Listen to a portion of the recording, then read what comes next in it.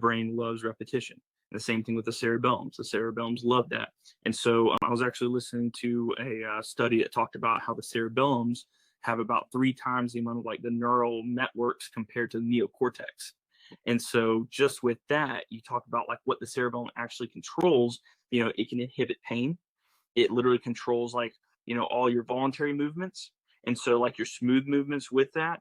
And then from there, it goes into like your emotional control, your attention, your language. I mean, all these little things like with that all play like a huge role. And so people sort of miss those areas. And so when you work on those, you can not only get better function with it. Now it's like, even say for like an adjustment, it can hold better. So tell me a little bit about what you guys do with lasers, because the neuro world, you get really specific. You can start playing with a lot of tools.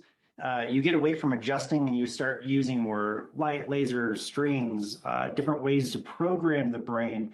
And I think that's where I kind of want to take the conversation, because most people presumably understand chiropractic. We adjust the spine, it removes stress on the nervous system and puts it into a better position. We're looking for curve correction. But I think that neuro is that thing that dives deeper, where we can actually dive into the way that the coding, the program of how we move, when we move, where we move to, how much effort that requires, how much mental strain that requires, and then how much stress that puts on the body to be able to perform motion, sustain motion, and then bear load in that position.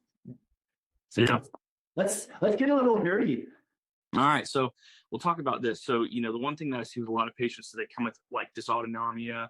They come in with like all these different diagnoses, and you look at like for like FND, very, very broad.